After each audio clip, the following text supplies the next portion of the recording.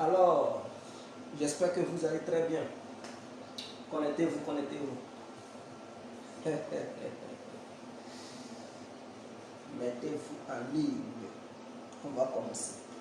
C'est important. Alors, bonjour, bonjour à tous et à toutes. Ainsi que bonsoir, bonsoir à tous et à toutes.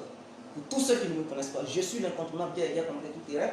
L'homme dont on parle, qui n'a pas froid aux yeux, qui ne mange pas ses mots. Vous pouvez aussi m'appeler Duval, la vie, l'homme derrière, gouverneur italien, docteur Modo, m'appelez-moi Boubou, laisse-moi mourir 5 plein droit et parti, je camarade des eaux.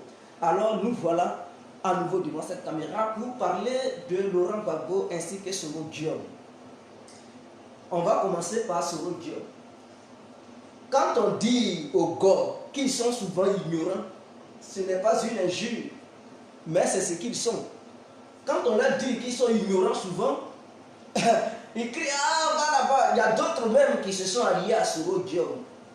Il y a d'autres même qui font même la propagande de Soro Diop. Et Bleu Goudin, il n'a même pas encore grandi. On pensait que la prison allait lui permettre de grandir un peu, mais on constate réellement qu'il est toujours enfant dans la tête, malheureusement pour lui. Et leur haine se dirige vers Alassane. Oh putain, Alassane n'a rien à voir avec l'emprisonnement de Laurent Gbagbo, n'a rien à voir avec l'emprisonnement de Bleu Goudin. Au contraire, c'est Soro Diop qui a tout planifié, c'est lui qui a tout orchestré pour amener Gbagbo et Bleu Goudin là-bas. N'est-ce pas lui qui avait appelé Bleu Goudin depuis le Ghana pour lui demander de venir? Mais il venait, c'était pourquoi? C'était pour l'arrêter, pour l'envoyer à la CPI. Mais ce blé-là, on le voit en train de recevoir Soro Diop et le soutenir entre le duel qui l'oppose avec Alassane Ouattara. Bleu Goudin soutient Soro Diop dans son imposture notoire. Et c'est regrettable. C'est regrettable. Allez-y sur la chaîne YouTube Charlie TV, vous verrez où Soro Diop il avoue. Il dit que c'est pas parce que il ne s'attend pas aujourd'hui avec le président Alassane qui va dire que Laurent Gbagbo a gagné, que c'est bel et bien Alassane qui avait gagné les élections en 2010. Et donc lui qui a perdu et qui ne voulait pas quitter le pouvoir, c'est lui qui a déclenché la guerre. En un mot, Laurent Gbagbo a été l'instigateur de la guerre en Côte d'Ivoire qui a opposé Gbagbo et Alassane en 2010, de 2010 en 2011. Donc Laurent Gbagbo, en un mot, Soro Diop, de façon indirecte, il est en train de dire à Ben Soudan que Laurent Gbagbo est celui qui a commis les crimes contre l'humanité en Côte d'Ivoire. Et c'est clair. Maintenant, suite à ça, il y a des gens, je vous demande d'aller sur YouTube, taper Charlie Info TV. Je dis Charlie Info. Charlie Paquet TV ou bien Charlie Info TV, quelque chose comme ça. Tapez, vous allez voir la vidéo. Ça a été posté là-bas parce qu'ils lui ont posé des questions et il a répondu.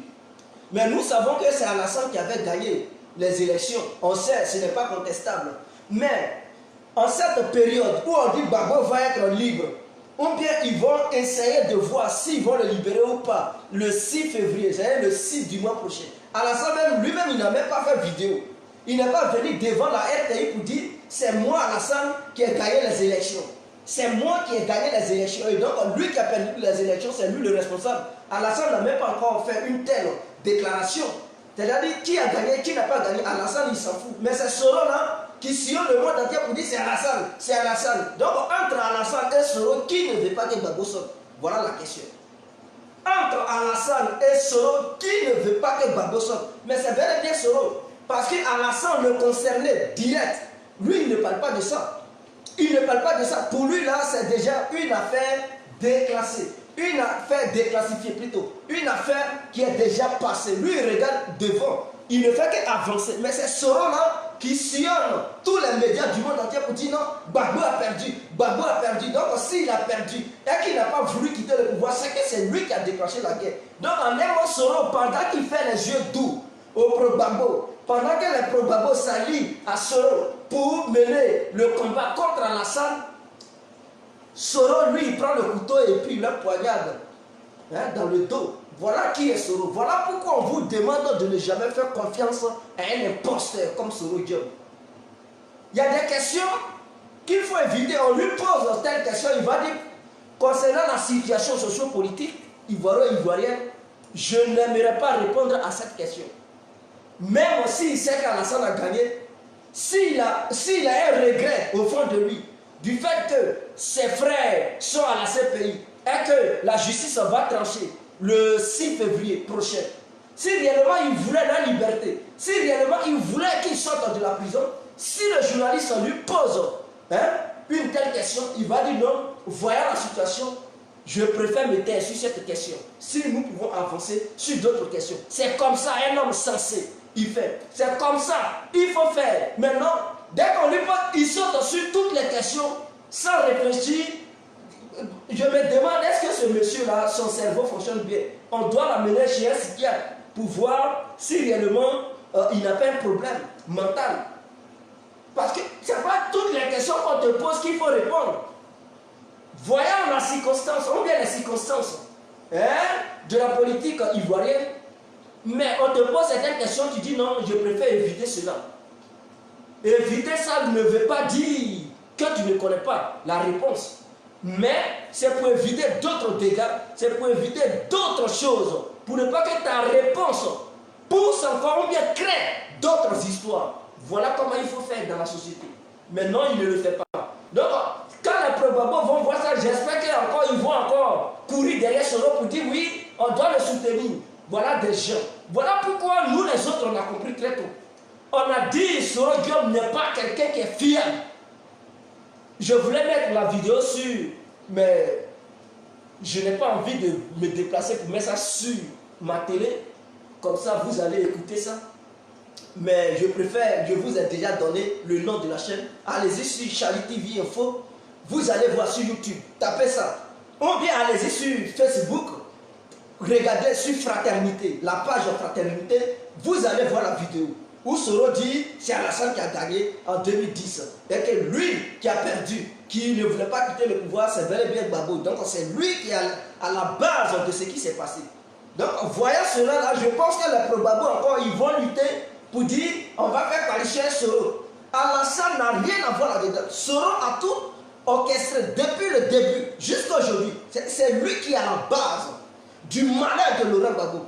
C'est lui-même qui a poussé, lui et Bédier, ils étaient les deux qui poussaient au campo de prendre les dossiers de Gbagbo pour amener Gbagbo parce que pour lui, il fallait s'en débarrasser.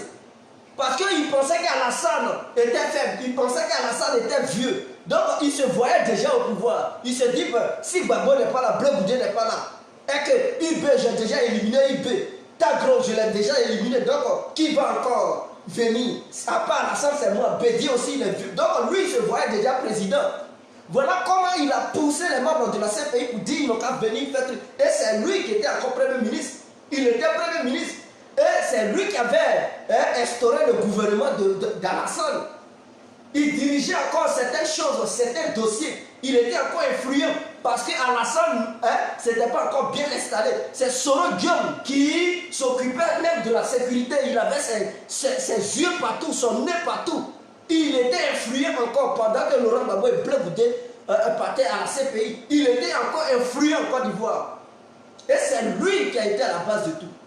Depuis le début jusqu'à aujourd'hui. Et encore, il force encore le couteau. Il vient, il vous parle, il tire vos langues. Vous allez lui dire certaines choses. Et derrière vous, il s'en va livrer vos secrets. Voilà, c'est ce que Soro fait. Et vous êtes là, ignorant que vous êtes. Vous êtes derrière lui, Thierry Banani. On n'a qu'à le soutenir. C'est lui seul qui peut enlever Alassane. On va enlever Alassane. Mais vous êtes des ignorants, vous. Pendant que vous appuyez sur lui, pendant qu'il vous fait les yeux doux, mais il coopère avec la CPI pour incriminer Laurent Gbagbo automatiquement, pour permettre à la CPI de maintenir Laurent Gbagbo là-bas. N'ouvrez pas vos yeux et restez là comme des petits ignorants. Dites à votre Charles Bleu Goudé de grandir. Il n'est pas né pour être toujours bébé dans la tête. Il n'est pas né pour être toujours petit dans la tête. Quand on naît, on grandit. Et lorsqu'on grandit, on doit permettre au cerveau de s'adapter à l'évolution du corps. Il ne doit pas laisser son cerveau en arrière et le corps vieillir. Il doit comprendre.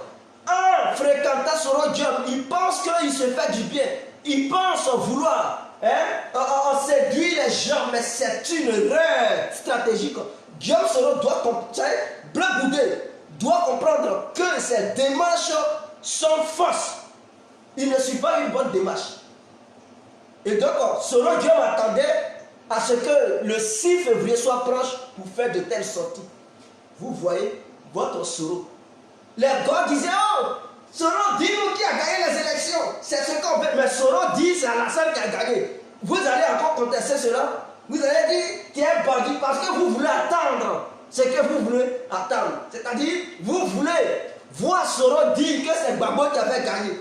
Il dit qu'il ne peut pas être malfrat, il ne peut pas être menteur jusqu'à ce point. Il ne peut pas être opportuniste parce qu'il est en froid avec Alassane. Donc il va venir dire non, Alassane avait perdu. Il dit jamais. Il dit c'est Gbagbo qui a perdu et que c'est Gbagbo qui est à la base du désordre que la Côte d'Ivoire a eu en 2010-2011.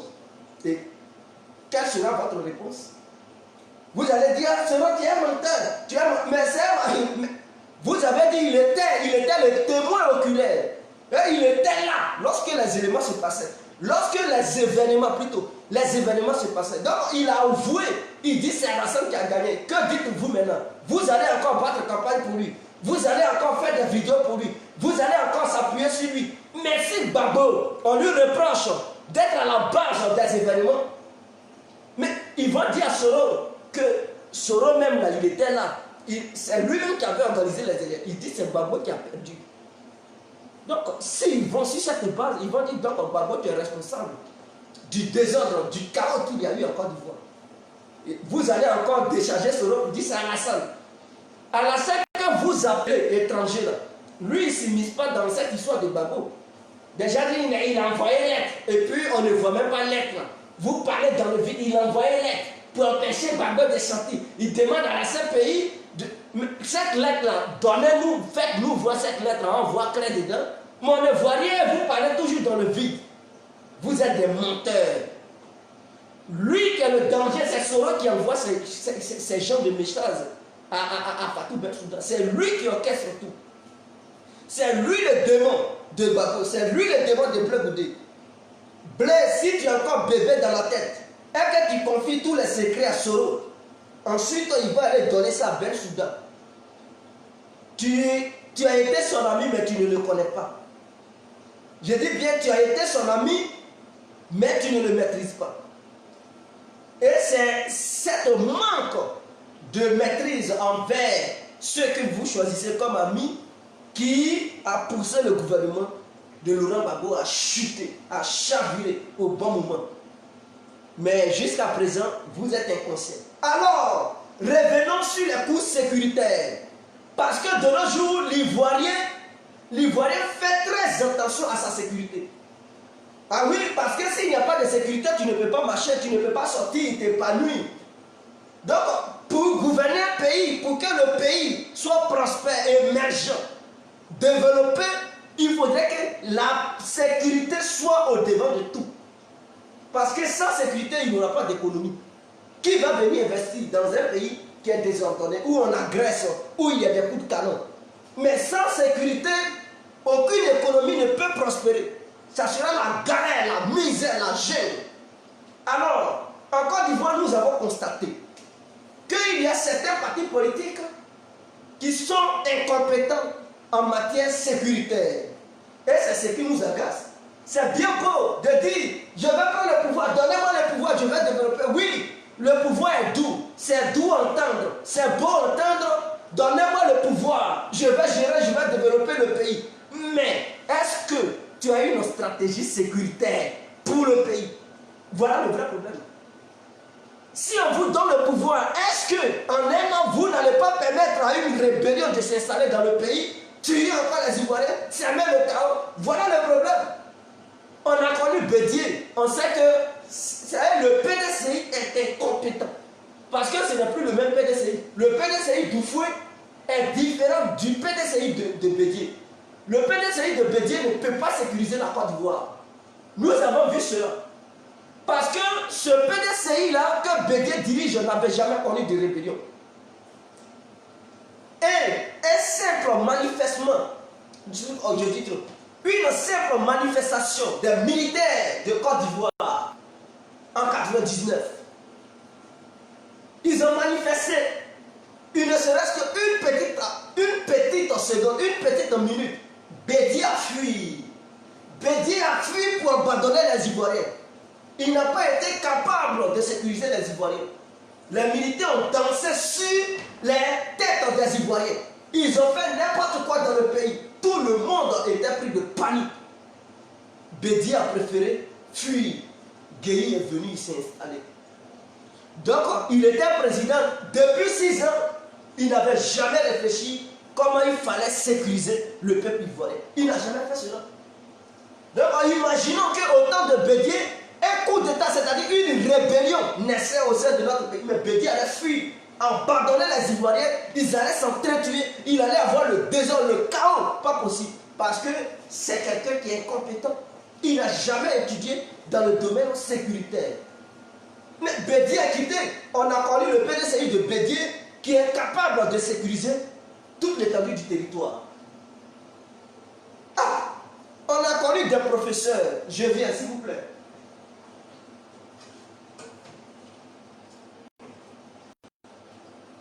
Excusez-moi. Accordez-moi juste une minute, s'il vous plaît.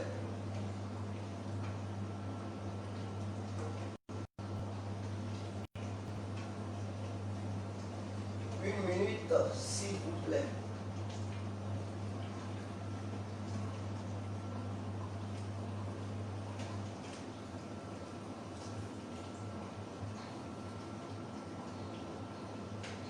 Une minute, s'il vous plaît. Désolé.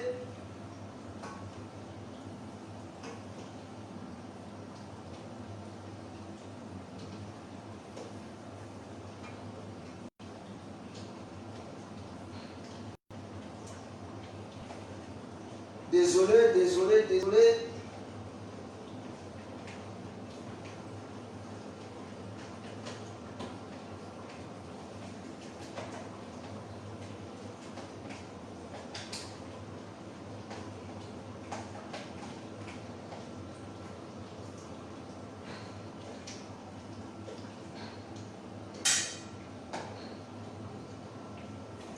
Voilà. Désolé. On a connu des professeurs, c'est-à-dire le gouvernement de Gbagbo. Eux tous, ils étaient des professeurs. On dit, waouh, aujourd'hui seulement, on vient d'avoir un bon gouvernement. Parce que d'après nous, ils sont des intellectuels. Là. Ils enseignent l'histoire, la géographie, les sciences, en tout cas la philosophie. Le droit, ils étaient tous des professeurs. Donc les professeurs sont venus au pouvoir. Il y a d'autres même qui enseignaient comment le domaine sécurité. En tout cas, ce sont des professeurs.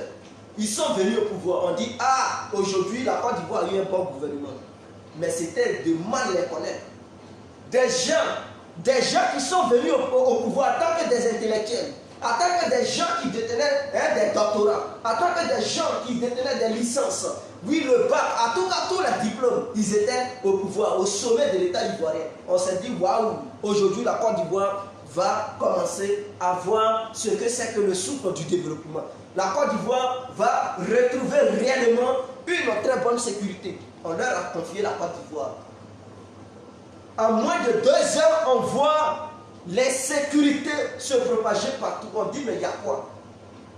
Il y a quoi? Et puis ils sont des grands gueulards. Ils pensent qu'ils sont dans des classes en train de donner des cours aux élèves. Ils parlent. Oh, pourtant, ce sont eux qui dirigent le pays. Oh, ce sont eux qui doivent sécuriser la Côte d'Ivoire. Mais ils parlent comme si, quand ils étaient dans l'opposition, et que c'est d'autres qui étaient au pouvoir. Ils étaient incapables de sécuriser les Ivoiriens.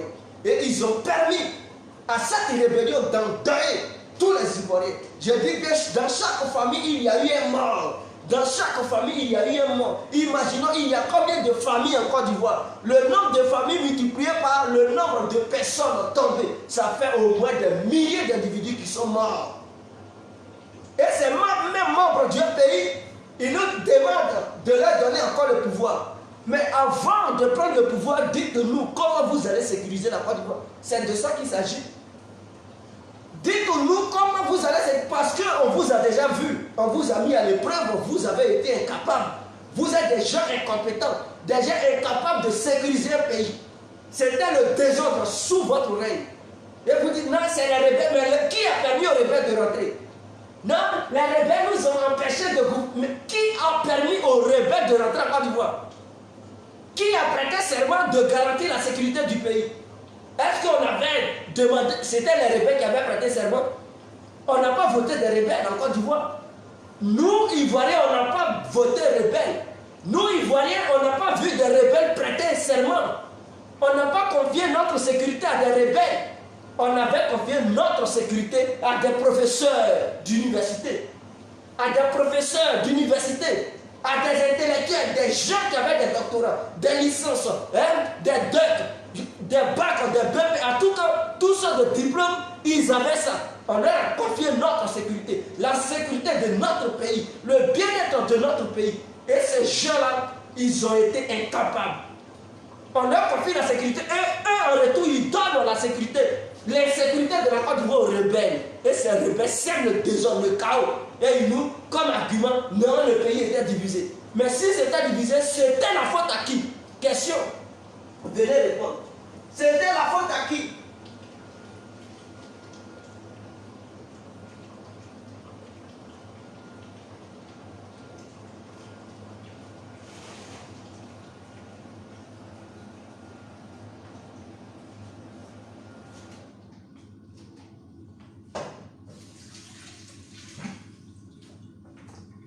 Si c'était divisé, c'était la faute à qui? Mais la faute à Gbagbo et sa bande. Mais aujourd'hui, nous sommes rassurés parce que nous avons un gouvernement qui connaît ce que c'est que la sécurité. Voilà pourquoi je demande aux membres du FPI, il ne faut pas, ils vont se précipiter. Pour quelqu'un commenter encore. Oui, il ne faut pas, ils vont se précipiter dans le but de vouloir diriger le pays avant d'avoir un esprit. Avant d'avoir un tel esprit de dirigeant, une idée de vouloir prendre le fauteuil présidentiel, allez-y suivre des cours sécuritaires envers le RADP.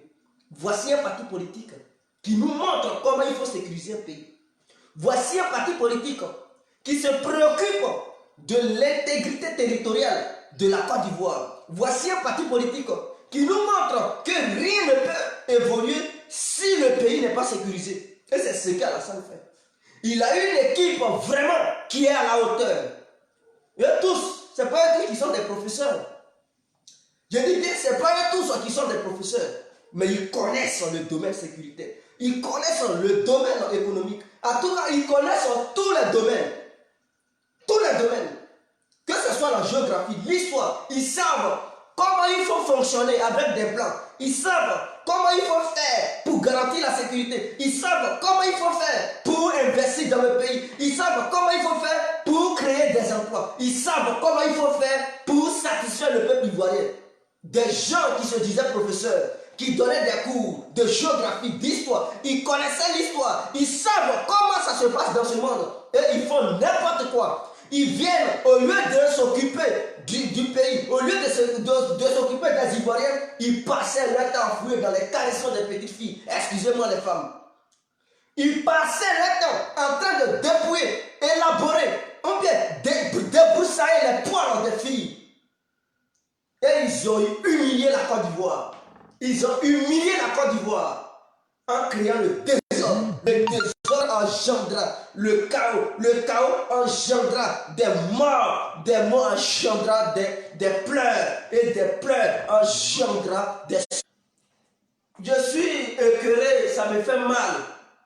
Et donc, j'aimerais que le futur débat présidentiel, c'est-à-dire s'il doit avoir un débat présidentiel, il faudrait chaque candidat expliquer comment, quelle est sa stratégie pour sécuriser le pays. Parce que c'est pas parce que tu as des idées, non, je vais développer le pays, je vais investir, c'est bien beau. Mais avant d'investir là, est-ce que tu peux sécuriser la Côte d'Ivoire? C'est ça.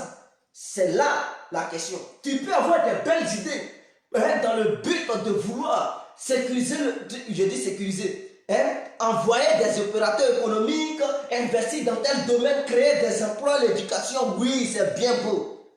On a compris, il n'y a pas de souci. On sait que dans la sous-région, il y a assez de djihadistes qui frappent dans tous les sens.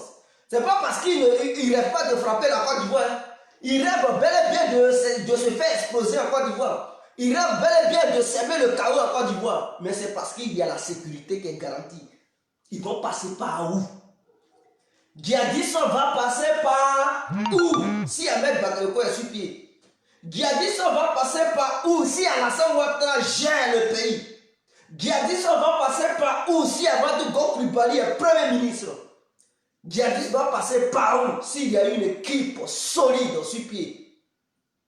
Mais on ne veut pas voir des candidats plaisantins, des gens soi-disant intellectuels qui vont prendre le pays et y mettre leurs collègues et laisser les djihadistes s'infiltrer, faire de l'akaïdisme au sein de notre nation, terroriser les Ivoiriens. Des coups d'étatistes vont avoir la priorité sur l'État ivoirien. Non.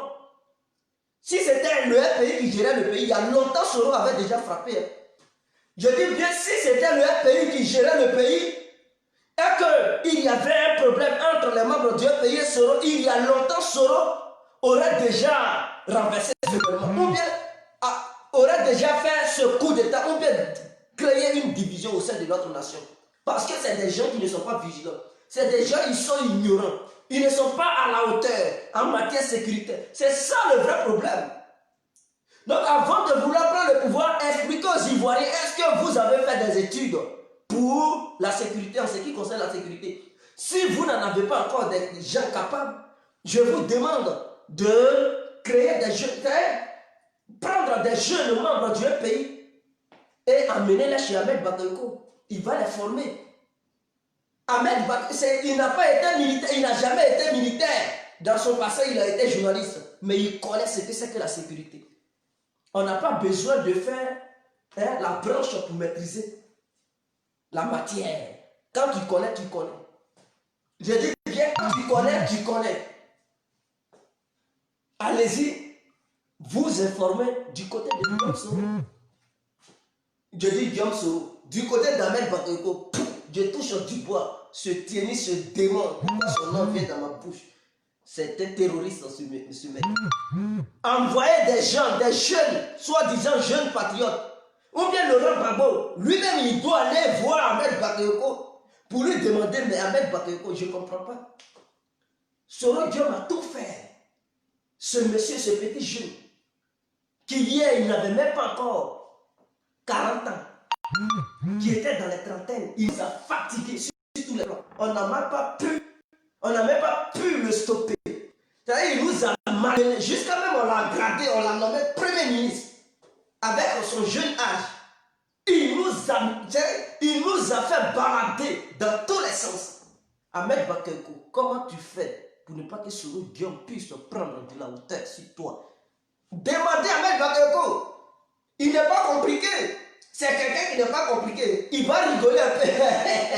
Et puis il va dire, asseyez-vous. Il va vous donner la... Même il va vous accueillir chez lui à domicile. Et il va vous expliquer comment on gère un pays. Comment il faut être vigilant. Il va vous expliquer de A à Z. Il va vous donner des cours. Maintenant, vous ne faites pas ça. Ministre de la Défense, Désiré Tagre, ministre de l'Intérieur, ministre de la truc, comment il s'appelait même là? Lida Kwasi, des présentés comme ça. Vous nommez n'importe qui. Chef d'état-major, Philippe Oumagou, des présents. Vous pensez que chef d'état-major, nomme qui? N'importe qui, le rabbin dit non, c'est le fils à mon ami. Donc c'est le fils à ton ami, on a qu'à faire quoi? Et il lui donne 4 étoiles. Le fils à ton ami, et puis quoi? Parce qu'il est militaire. Son père est un truc homme de Dieu, donc tu penses que c'est suffisant. Mais regardez-moi des gens comme ça. On vous demande de gouverner le pays. Non, son père était pasteur. Donc son père pasteur, ça veut dire, histoire de gérer le pays, il n'y a pas histoire de dire pasteur, ou bien imam, ou prêtre. Tu mets quelqu'un qui est à la hauteur, capable de gérer, tenir la sécurité du pays en main. Gérer tout, boucler tout, verrouiller tout. Vous mettez des plaisantins, Philippe Mabou qui se comporte comme une femme. Laurent Gbagbo avait dit les yeux fermés lorsqu'il le nommait chef d'état-major de l'armée de Côte d'Ivoire. Maintenant, avant, il prenait les Mathias Doué. Je ne sais pas quoi. je ne sais pas, les membres du pays, ils étaient venus au pouvoir pour plaisanter. Et ils ont comploté avec Soro Diop pour tuer les Ivoiriens. Mais oui, c'est un complot. Parce que je ne peux pas comprendre qu'un terroriste comme Diom Soro, un criminel comme Diom Soro, vous puissiez le nommer comme Premier ministre aux yeux des Ivoiriens. Tous ceux qui l'ont tué, ils sont là et vous prenez Soro, vous dites Soro assieds-toi. Vous savez, quand le président quitte là, c'est lui. Je dis il était la troisième personnalité du pays. Avec tout ce qu'il a commis comme crime, il n'y a pas eu de justice, rien du tout. Et ils ont gradé Soro Guillaume. En dehors de ça, Laurent Gbagbo dit Soro, il faut organiser des élections. Ah! Mais c'est le géofoutisme qu'il faisait au sommet de notre État. Il confie l'avenir, c'est-à-dire le choix des Ivoiriens, les œuvres que le gouvernement ivoirien devait mettre sur pied pour que les Ivoiriens puissent choisir encore leur destin de leur pays là. Il confie ça à Soro. Il dit Soro, organise-moi les élections. Ah, Gbagbo. Je ne sais pas quoi, si ce vieux, je ne sais pas qui conseillait ce vieux, mais à tout cas, il ne méritait pas d'être président dans notre pays. Avec tout ce qu'on a vu là, ce chaos que Laurent Gbagbo a semé au pays. Laurent Gbagbo n'a pas été à la hauteur. Il a été incapable sur tous les plans économiques, sécurité, éducatif. C'est moi qui vais citer, mais en tout cas, il n'y a pas un endroit, il n'y a pas un côté où on dit Laurent Gbagbo a réussi un peu. Il a échoué sur tous les plans. Si on demande aux membres du pays de venir nous faire un bilan, le bilan du pays, ils vont dire c'est parce que le pays était divisé. Ok, le pays était divisé. On leur pose encore cette question. Est-ce que quand ils venaient au pouvoir, le pays était divisé? Ils vont dire non. Ok. Et les Ivoiriens avaient élu qui? Ils vont dire Gbagbo. Ok. Et qui a prêté serment devant le peuple ivoirien? Ils vont dire Gbagbo. Ok. Et le serment, ça veut dire quoi? N'est-ce pas une alliance? Ils vont dire oui, c'est une alliance. Et cette alliance, tu promets de faire quoi? Je promets de sécuriser les Ivoiriens. Je promets de garantir la sécurité du peuple ivoirien. Je leur promets qu'aucun bandit ne viendra d'ailleurs pour semer la terreur au sein de leur pays. Je leur promets qu'aucune partie de leur pays ne pourra être occupée par des bandits ou des terroristes ou ainsi que des rebelles. Et tu fais cette alliance, tu jures et les gens t'acclament. On te fait porter la grosse chaîne. Et on dit, maintenant tu peux aller au palais présidentiel. Voilà ta résidence. Chaque fin du mois, on te donne de l'argent. On dit, voici le destin du pays. Voici le destin du peuple ivoirien. Gbagbo, travaille. À toi de choisir ton équipe. Tu choisis un premier ministre. Puisque tu as confiance en lui. Tu dis, bon, c'est celui-là qui me plaît. Il te plaît parce que tu sais qu'il a les compétences. Il peut faire quelque chose. Et tu lui demandes la confiance que j'ai eue en toi. En retour, fais-moi une équipe capable de répondre aux besoins du peuple ivoirien. Et ce ministre, il dit merci, monsieur le président. À son tour, il contacte ceux qu'il peut contacter. Ceux qui pensent qu'ils sont à la hauteur et qui vont remplir les tâches que le président veut qu'ils remplissent. Il pense là, il est non. Et il commence à travailler. Maintenant, en travaillant, s'il y a eu une rébellion, est-ce que les Ivoiriens doivent se plaindre aux rebelles ou au gouvernement? Question. Mais la question, la logique en est que les Ivoiriens se plaignent du gouvernement. Mais comme avant, on n'était pas encore mûr, on ne savait pas ce qu'on faisait. Il y avait assez de propagande au sein de notre nation. On accuse souvent les Occidentaux et leurs médias de faire de la propagande. Mais nous-mêmes, là, en Côte d'Ivoire, le régime de Gbagbo, la propagande du régime de Gbagbo, non, c'était trop. Jusqu'à les Ivoiriens devenaient des animaux, des marionnettes dans leurs mains. Ils ne pouvaient même plus réfléchir de leur propre gré. Puisqu'ils savaient qu'il était incapable, qu'est-ce qu'il fait? Il crée des parlements et agora partout en Côte d'Ivoire, dans le but de touffer une révolution quelconque. des gens qui lui faisaient encore confiance. Dans le but d'empêcher ces gens-là de réfléchir encore. Et que ces gens-là soient à sa solde. Voilà. Donc, il créa les parlements et Agora dans tous les villages, chaque ville, dans chaque coin. Et des gens parlent bien de Laurent Gbagbo. Comme si Laurent Gbagbo, il était saint. Comme si Laurent Gbagbo n'avait rien à voir dans ce qui venait d'arriver à la Côte d'Ivoire. Et que tout ce qui était mauvais, c'était les autres, les autres. Personne ne s'est posé la question. Mais comment Gbagbo a-t-il fait pour que les rebelles puissent rentrer en Côte d'Ivoire et diviser le pays en deux? Il était où? À qui il avait confié la sécurité de la Côte d'Ivoire? Des Ivoiriens plutôt. Personne ne s'est posé cette question. On militait, on nous demandait, on sortait voir, voir, on les suivait comme des petits moutons. On était devenus des moutons, lui il était le berger. Et donc personne ne pouvait se révolter contre le berger. Mon frère, tu as une brebis, tu vas faire comment? Le berger est là, ce qu'il te dit, c'est que tu ne marches pas bien, il te fouette. Tu es obligé de dire oui, oui. Donc tout ce qu'il disait, c'était béni, oui, oui. Personne ne pouvait se poser des questions. Mais si c'était aujourd'hui, Laurent, non, il allait tomber avant 10 ans. Je dis, si c'était aujourd'hui qu'il faisait ses conneries, il allait tomber avant 10 ans. Parce qu'on allait réveiller la conscience du peuple. Mais à son temps, il n'y avait même pas des trucs, des réseaux sociaux. Le réseau social qui est Facebook, on n'existait pas encore. Donc, on ne pouvait rien faire. On ne pouvait rien faire. On a cru que c'était les rebelles seulement. Or, pourtant, il a fait de la complicité. Il ne voulait pas que la guerre prenne fin. Comme ça, il va dire non, il n'y a pas de paix, il n'y a pas d'élection. Sans paix, pas. No peace, no election. Forever. Et il allait rester là. Confisquer le pouvoir. Gérer le pays autant d'années qu'il veut. Et il ne faisait rien. Mais lorsque tu sais que le pays est divisé, tu es incapable de libérer le pays. Tu es incapable de développer la Côte d'Ivoire. Tu es incapable de créer les routes. Tu es incapable de créer les infrastructures. Tu es incapable de créer les hôpitaux. Tu es incapable de réunir toutes les conditions du peuple pour que le peuple se sente à l'aise. Mais tu démissionnes. Voilà, comme on dit, quelqu'un aime son pays, aime sa patrie, aime son peuple. Mais non seulement les gens souffraient sous ton régime Gbagbo, tu es incapable de satisfaire ces gens. Tu es incapable de répondre à leurs besoins. Ok. L'insécurité règne partout.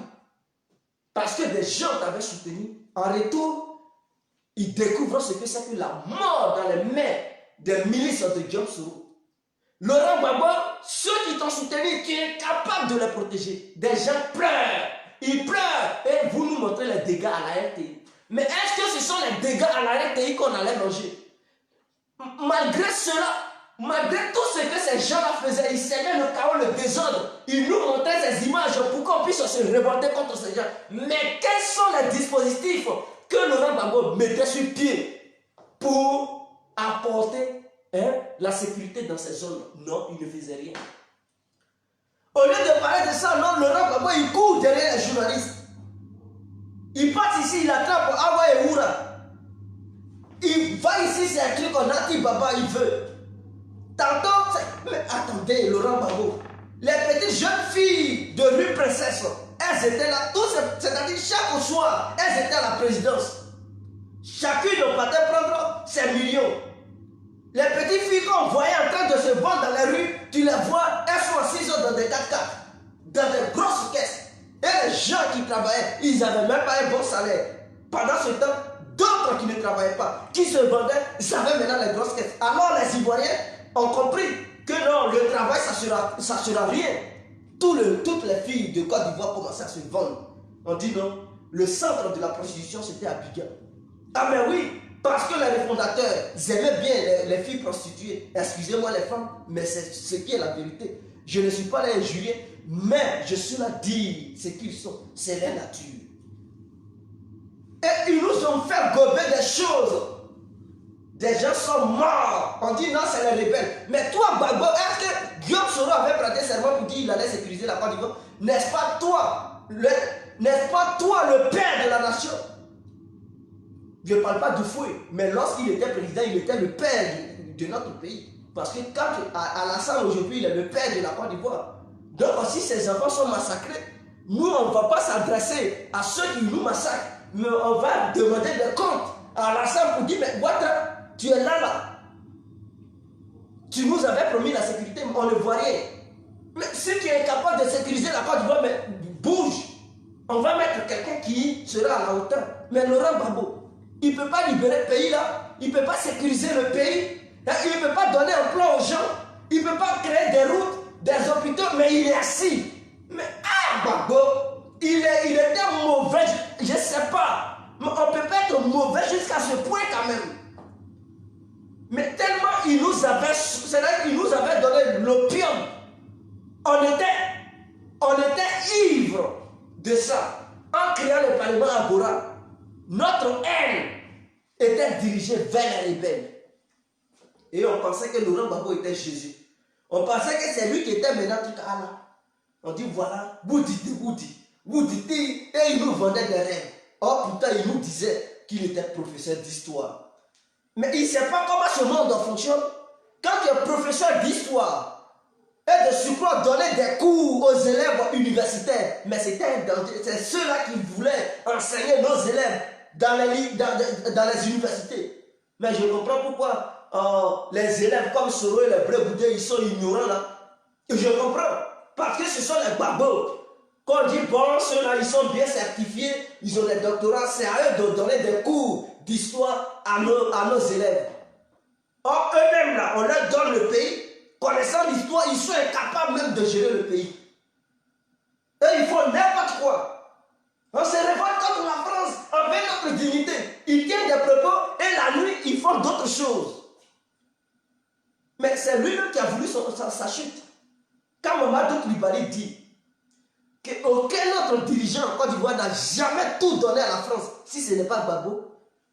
Mais pourquoi Gbagbo a chuté? Il doit comprendre.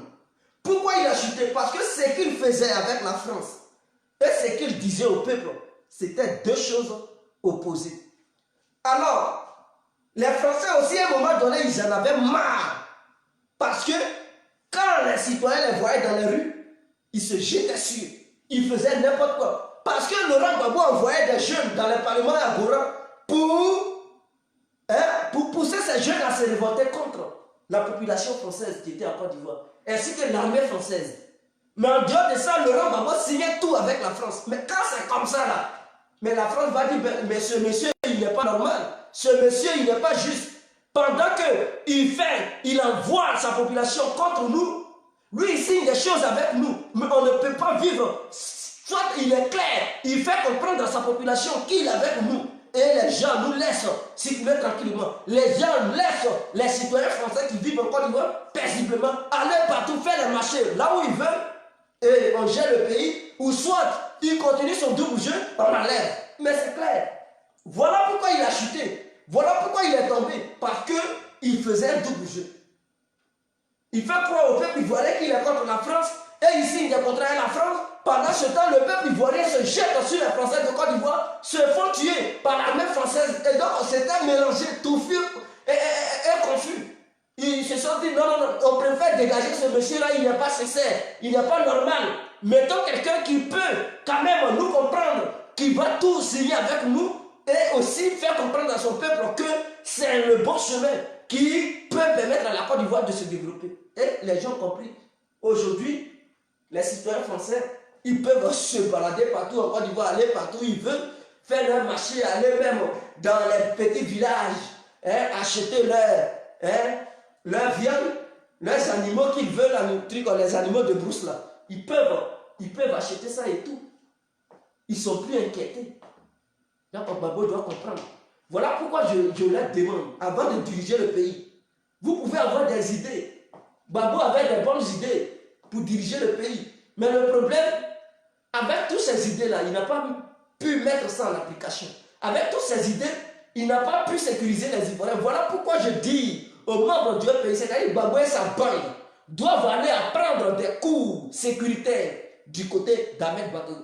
Ils doivent aller voir Ahmed Bakayoko pour dire, ah, Woody, nous-mêmes là, on a des ambitions. Et l'une de nos ambitions, c'est de rediriger encore ce pays-là. C'est de revenir au pouvoir. Mais il y a un petit souci. Il y a un problème. Et ce problème, c'est la sécurité. Comment on peut encore faire pour pouvoir garantir la sécurité des Ivoiriens? Pour ne pas que les rebelles réapparaissent encore dans notre nation. Et Ahmed Bakayoko va leur donner des coups. C'est quelqu'un, il a la hauteur. Parce que Donvaï qui était là, si c'était lui, non, il y a longtemps, Soro allait réussir son coup. Mais quand Alassane a vu ça, il dit Donvaï, toi, ta place n'est pas ministre de la Défense. Il faut sauter. Il dit à Ahmed Bakayoko, prends cette place. Parce qu'Ahmed Bakayoko était ministre de l'Intérieur et Donvaï était le ministre de la Défense. Mais quand Soro Diom a commencé à jouer son petit double jeu, en 2017, en faisant révolter les militaires et tout, Alassane a compris que Soro Diom était à la base. Alors il fallait mettre un guerrier pour faire rougir les yeux contre Soro, pour lui dire, si tu n'arrêtes pas tes bêtises, tu seras maté. Il dit, Alassane dit, Donvaï, s'il te plaît, laisse son support. Ahmed Bakayoko, il faut quitter le ministère de l'Intérieur, occupe le ministère de la Défense. Toi, Donvaï, va de l'autre côté. Je te confie la forêt, tu vas surveiller les animaux là-bas. Il faut être ministre de...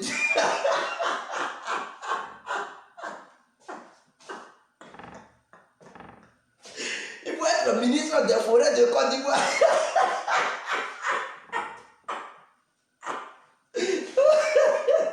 Tellement il est incompétent. Comme on ne peut pas le chasser. On ne peut pas le chasser comme ça, on dit qu'il faut surveiller les forêts de Côte d'Ivoire. Tu vas voir, il y a combien de biches.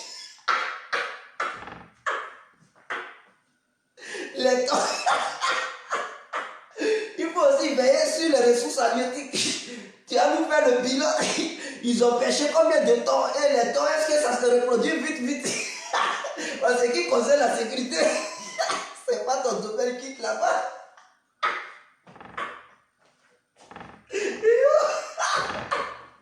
Donc, il allait faire Soro Diom allait encore diviser le pays.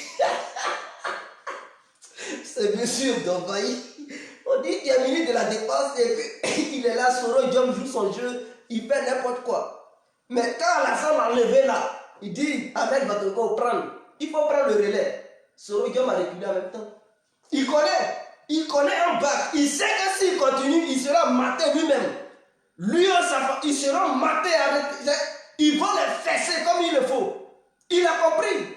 Il était obligé d'aller demander pardon au militaire. Hey, petit, arrêtez. Sinon, ma vie est en danger. Car je n'ai plus d'envahi, mais c'est un bac qui est là. Il connaît un bac. Il ne joue pas. Depuis qu'Ahmed Bakayoko a pris le relais, vous avez encore vu des militaires. Non, ils sont calmes. Ils peuvent vous menacer. On va faire ça. Mais ils ne peuvent plus aller sur le terrain. Si jamais ils font l'erreur de commettre encore la bêtise, ils seront matés comme il le faut. Ce n'est plus d'envahir, c'est un bac. Et ils surveillent Soro de près. Partout il va, même dans les chiottes. Quand je dis les chiottes, dans les toilettes. Partout il part, il sait qu'est-ce que Soro a porté aujourd'hui. Sa culotte qu'il porte, Ahmed Bakayoko connaît la couleur. Partout, c'est-à-dire n'importe quoi qu'il portera, Ahmed Bakayoko sait. Partout il est, il communique, il sait ce qu'il a dit. Il pense qu'il est caché, mais il n'est pas caché. Il a trouvé son ami gâché. Et c'est ce que Laurent Gbagbo n'a pas su faire. Gbagbo n'a pas été à la hauteur. Voilà pourquoi ils l'ont eu. Ils ont mis des plaisantins.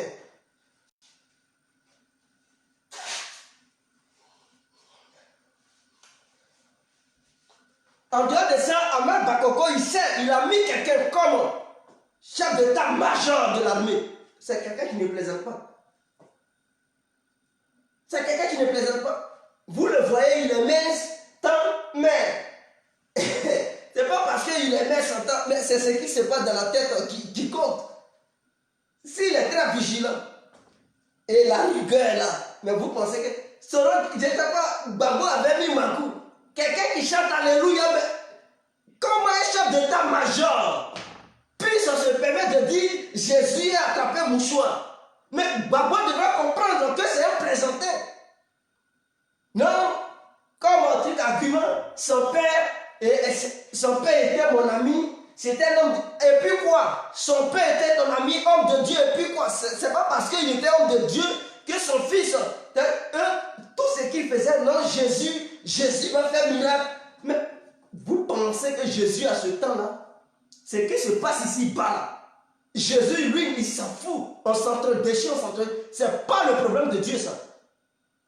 Dieu, il suffit de le reconnaître. Et puis, il attend le jour qui va mourir, il va monter là où tu vas aller. C'est que tu fais ici-bas, là, c'est ton corps qui va subir. Dieu, il s'en fout.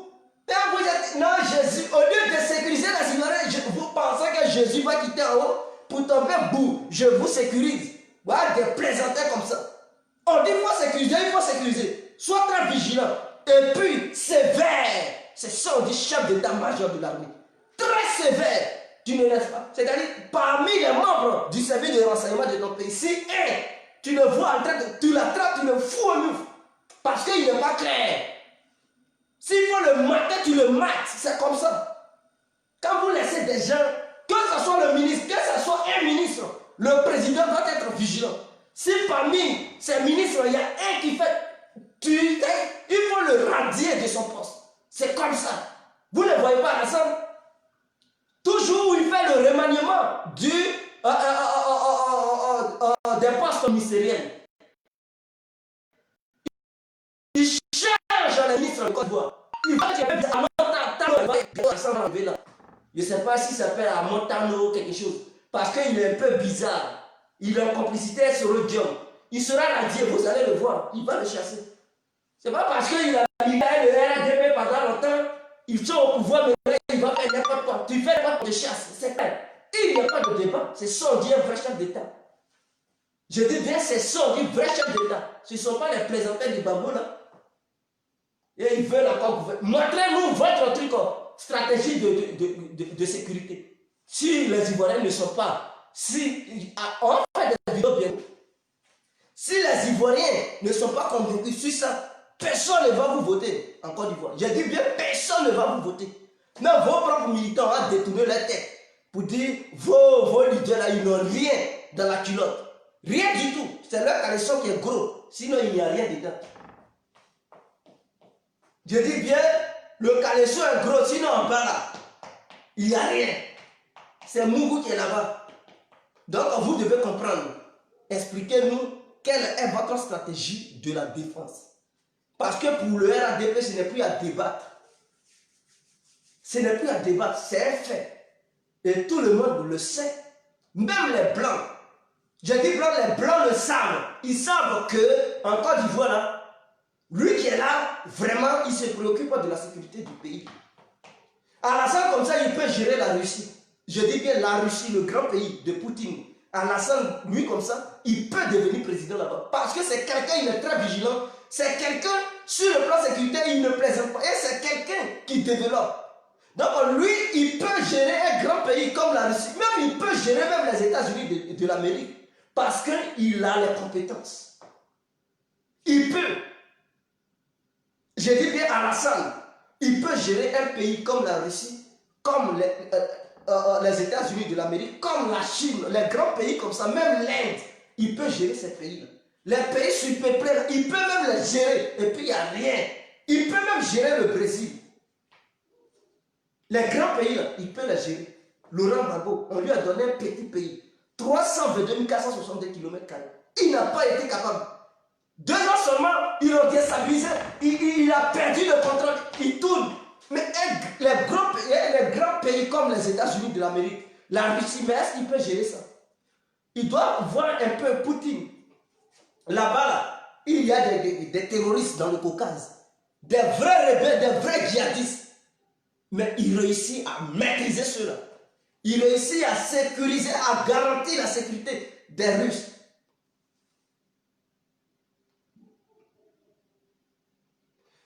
C'est un pays qui fait 17 millions de kilomètres carrés.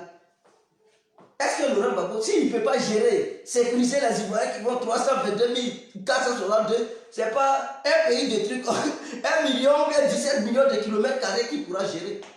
Est-ce que vous comprenez? Même la France, la petite France, de 65 millions, Gbagbo ne peut pas gérer ça. Macron est plus compétent que Gbagbo. Ce qui se passe en France là, si c'était Gbagbo qui dirait il y a longtemps, ils allaient se tirer là-dessus, ça allait devenir la guerre civile. Le pays, il y a longtemps, c'était déjà divisé parce qu'il est incompétent. Et des gens, quand les gens l'ovationnent, Gbagbo, vous dites maman, c'est un génie. Mais il est génie où? Montrez-nous, il est génie où? Il dit non, c'est un génie politique, mais il est génie où? Déjà, il faut rire. Quand il dit Gbagbo, c'est un génie politique, mais donnez-nous des vrais. Faites-nous un vrai bilan. Il a été génie politique où? On a vu pendant 10 ans, il n'a pas pu faire quelque chose. Et vous êtes là, faites ses éloges. C'est un génie. Génie où? Où? Tout ce qu'il a apporté, c'est le malheur. Il n'a fait que déstabiliser notre pays, apporter le désordre. Et vous dites, ah mais génie dans le désordre, je comprends. Ah oui, si c'est en matière de désordre, oui, c'est un génie. Si c'est en matière de l'incompétence, oui, c'est un génie incompétent. Ça, c'est normal. Ce n'est pas un débat. On sait, tout le monde sait, et tous les Africains savent que c'est un génie incompétent. C'est un génie du désordre. C'est clair, ça au moins c'est clair. Mais nous vendre l'idée de dire que Laurent Gbagbo est un génie politique et qu'il est bon, non, c'est Alassane qui est un génie politique. Si vous ne savez pas qui est génie politique, je vous montre le nom du seul génie politique que nous connaissons en Côte d'Ivoire. Il s'appelle Son Excellence Monsieur le Président Alassane Ouattara. Il est le seul génie politique. En dehors de lui, il n'y a personne d'autre. Peut-être après lui, il y aura encore d'autres génies. Mais votre Gbagbo et Bédié, c'est des incompétents politiques. Et donc, sur quoi vous vous basez pour dire que c'est un génie politique? Non, c'est lui qui a instauré le multipartisme. Il peut instaurer quoi? Multipartisme.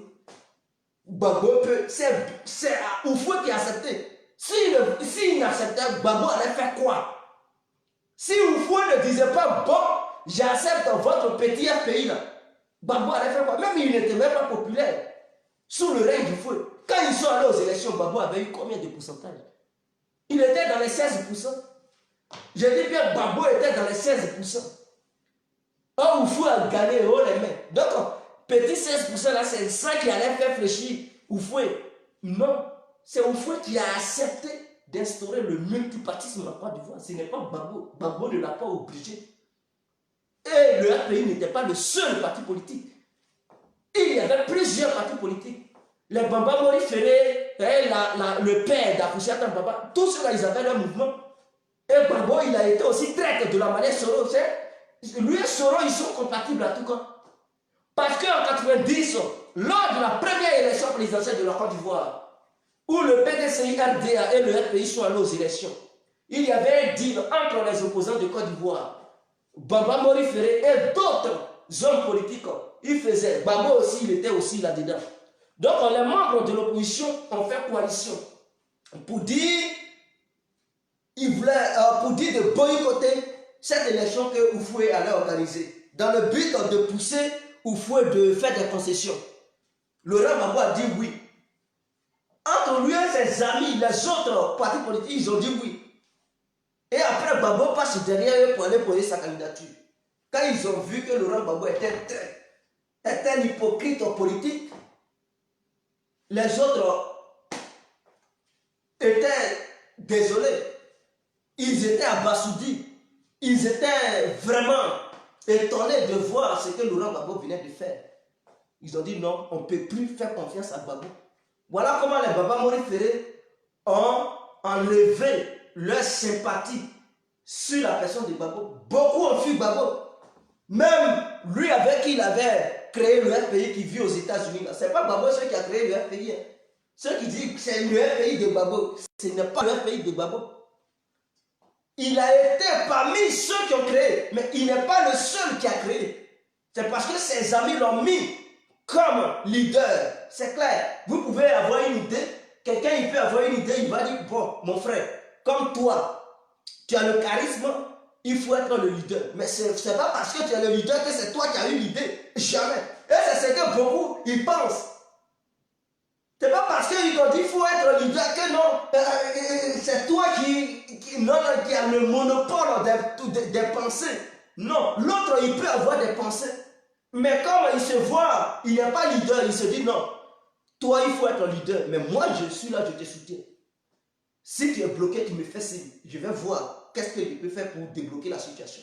Et c'est comme ça. Laurent Gbagbo et sa femme ont pris le devant de cette chose. Sinon, ce n'est pas eux-mêmes qui ont réfléchi pour créer. Non, c'est une coalition. Et parmi les professeurs qui avaient créé ce mouvement, Gbagbo était le dernier de tous les professeurs. Parce qu'il n'enseignait pas, il était assistant. Il regardait les autres. Quand les maîtres enseignaient, lui, il regardait. Parce qu'il n'avait pas la compétence d'enseigner. Alors, il n'avait pas la compétence. Il ne pouvait pas enseigner.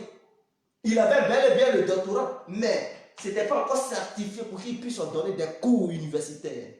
Il n'a jamais enseigné aucune truc dans une université ivoirienne. Il n'a jamais enseigné dans une université. Demandez, allez-y fouiller dans toutes les universités de Côte d'Ivoire. Si vous avez pu voir des traces de Gbagbo, jamais. Il n'a jamais enseigné dans une université ivoirienne. Il n'avait pas la compétence pour donner des cours. Et voilà ce qu'il a mené, son incompétence qu'il avait à l'école, qu'il ne pouvait pas, il était assistant là-bas. Donc il est venu à la présidence, c'est dans ça pour essayer de lever un peu son visage, c'est dans ça ses amis lui ont dit, il faut diriger le mouvement. Avant c'était un mouvement, et après ça s'est transformé en parti politique.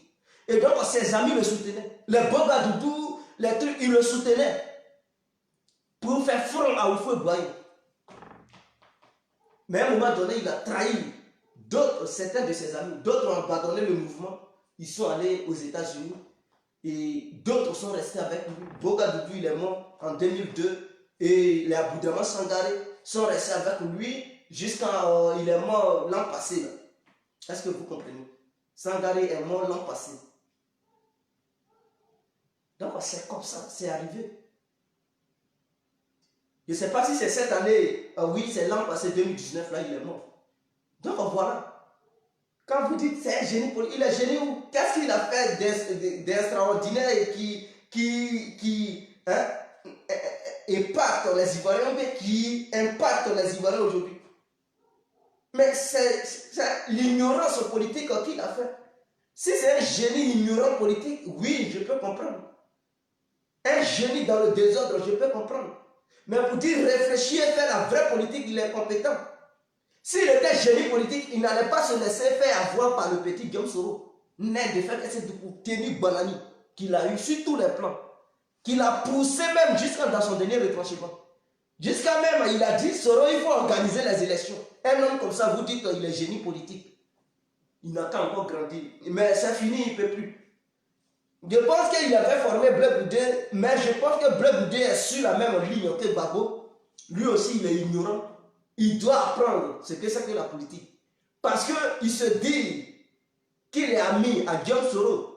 Mais apparemment, Guillaume Soro est plus intelligent que lui.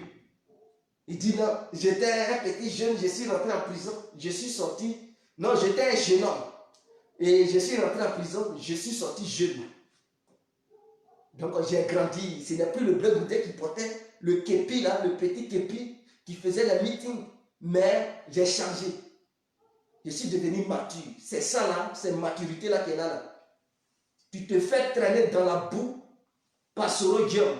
Et tu es là, j'ai grandi. Faut pas encore, va apprendre beaucoup. Hein, moi-même qui suis là, je connais bien Soro et toi. Oh pourtant tu dis Soro était ton ami. À l'université, tu l'as fréquenté, vous dormiez ensemble, vous étiez comme ça, mais apparemment tu ne le connais pas. Ton ami, tu ne connais pas. Soro Guillaume, qui était ton ami, tu ne le connais pas. Nous les autres, on le connaît. Et toi, Blé, tu veux être président en Côte d'Ivoire. Waouh, c'est bien beau. Mais il faut aller apprendre un peu. Donne-toi encore 5 ans. Et pendant les 5 ans, tu dois suivre des cours. Je dis bien, tu dois suivre vraiment des cours. 2020, là, il faut laisser ça même, ce n'est pas pour toi. Tu es encore bébé. Laisse 2020, il ne faut même pas mettre ton nez là-dedans. On parle des personnes compétentes. Et les Alassane sont encore là. Tu es un bébé. Va te faire former. Au lieu de parler là, tais-toi et suis des cours. En Hollande, c'est un grand pays, c'est un beau pays là. On peut te donner des cours politiques, te former. Et d'ici, tu vas quitter la Hollande pour rentrer en Côte d'Ivoire. On va voir un nouveau Bleu Goudé. quelqu'un qui est charismatique, quelqu'un qui peut apporter d'autres choses. Donc au lieu de parler trop là, aujourd'hui tu es libre. En Hollande là-bas, tu peux aller dans n'importe quelle ville hollandaise, mais seulement tu ne peux pas sortir de la Hollande. Inscris-toi, tu as l'argent. Inscris-toi dans une université hollandaise. Si tu veux suivre les cours en anglais, mais suis-les en anglais, on fait des cours en anglais là-bas. On fait des cours en anglais. D'après toi, tu dis que tu as fait Angleterre. Tu comprends un peu anglais. Ou bien si tu ne comprends pas bien, si tu as perdu ton anglais, mais tu prends un professeur d'anglais qui te donne des cours à la maison pendant 5 mois pour pouvoir te permettre de renforcer ton anglais. Et lorsque ton anglais sera renforcé, mais tu t'en vas t'inscrire dans une école. La rentrée, c'est bientôt là. Tu te fais inscrire. Tu fais au moins 4 ans d'études pour ta... Vous voyez ce que Gbagbo t'a appris là, ce n'est pas la politique. Hein. C'est n'importe quoi il t'a appris. Tu penses qu'être dans les rues parler, ce n'est pas la politique. Il ne t'a pas montré ce que c'est que la sagesse politique. Il t'a montré le désordre et les compétences politiques. Donc tu dois renforcer ta connaissance. Vas-y, va à l'école. 4 ans, d'ici 4 ans, tu peux connaître beaucoup de choses. Et quand tu vas débarquer en Côte d'Ivoire, si jamais la CPI te libérait, et que les Ivoiriens te verront en Côte d'Ivoire, ils vont constater que vraiment, c'est un nouveau homme politique qui est là. À chaque fois que tu vas parler, ils vont dire, ah, ce n'est plus le bleu boudé qu'on connaissait, mais petit là, il est fort. Il est fort. Et les gens vont venir vers toi. Au lieu de te précipiter, fais des déclarations, tu penses que tu es encore dans le Parlement, ça ne marche plus. Cette histoire de parlementaire là, ça ne marche plus. Tout le monde sait maintenant parler. Il y a les réseaux sociaux, donc tes propos ne peuvent plus influencer des gens. Et surtout aujourd'hui, le peuple ivoirien est éveillé. Il y a des réseaux sociaux, on se cultive à longueur de journée. On apprend beaucoup, on lit. Avant, on ne pouvait même pas aller sur Internet pour lire. Pour lire, il fallait chercher des livres dans des bibliothèques. Et ceux qui n'avaient pas les moyens, ou bien ceux qui habitaient dans des zones où il n'y avait pas de bibliothèque, ils faisaient quoi? Mais ils étaient obligés de prendre leur livre de, je ne sais pas, de lycée là, ou bien de l'université. S'ils n'ont pas payé ça pour toi, tes parents n'ont pas payé ça pour toi, mais mon frère, tu vas lire comment? Tu es là à la maison en train de regarder la télé, en train de se faire informer par les mensonges de Gbagbo. Et c'est dans ça qu'on a été élevé. Dieu merci, il y a maintenant les réseaux sociaux. Dieu merci, la technologie est avancée. On apprend beaucoup. On s'est fait cultiver. On a appris beaucoup de choses. Donc, quand tes conneries là, tu viens de la prison, je t'informe que tes conneries d'hier là, ça ne marche plus en Côte d'Ivoire. Tu dois le comprendre. Après toi, il y a d'autres qui ont essayé de faire ça. Les Daï, les stores, les trucs. Personne ne les a suivis. Eux-mêmes, là, ils se sont repliés sur eux-mêmes parce qu'ils savent que les Ivoiriens ont beaucoup compris. Personne ne tombe encore dans ce piège-là. Donc, il faut chercher encore autre stratégie. Voilà pourquoi je te demande d'aller te faire instruire. Va te faire cultiver. Tu veux faire la politique, mais tu es encore jeune. Donne-toi 4 ans. Si réellement tu es déterminé, 4 ans, c'est suffisant pour toi. Puisque tu connais un peu déjà ce que c'est que la politique. Mais c'est la sagesse politique qui te manque. Et certaines connaissances politiques va te faire cultiver. La Hollande est un pays qui influence ici aussi. Même cette histoire de l'Union européenne, la Hollande était. Il y a des membres de la Hollande qui ont permis à la création de l'Union européenne. Donc, ce n'est pas n'importe quel pays. C'est un pays qui influence aussi, qui influence ici. Ça influence l'UE. Tu es là-bas, profite-en. Le jour où tu iras en Côte d'Ivoire, ils vont dire, ah voilà, Bleu Goudé, il est devenu autre personne. Même ceux qui te détestaient, ils vont t'aimer. La manière de parler, ce que tu vas leur proposer, ils vont dire, ah, je le détestais, mais ce qu'il est en train de dire, ah, vraiment, c'est vrai, c'est vrai. Ils vont dire, bon, peut-être donnons une chance à Blé. Peut-être, voilà, il a changé, il n'est plus le Blé d'hier, c'est un nouveau Blé et tout. Mais c'est à toi de leur prouver que tu es un nouveau Blé. Mais si tu te comportes comme le voyou d'hier, mais tu vas toujours rester là. Montre-toi que tu es plus sage que Soro. C'est ça. Montre à Soro et aux Ivoiriens que tu es plus sage que Soro. Et que toi, là, ta sagesse va vers pour les Alassane. Tu dois montrer aux gens que tu peux ressembler aux Alassane. Tu peux ressembler aux gens, aux Poutine, hein, aux gens, aux grands leaders de ce monde, tu peux leur ressembler. Mais si tu te comportes comme un voyou, comme les Soro Guillaume là, mais les gens ils vont te fuir. Est-ce que tu vois ton COJEP pour progresser? Ça ne peut pas progresser. Tes amis qui font les tapages de gauche, ça ne peut pas progresser parce que toi, le leader du COJEP, tu es ignorant. Va apprendre.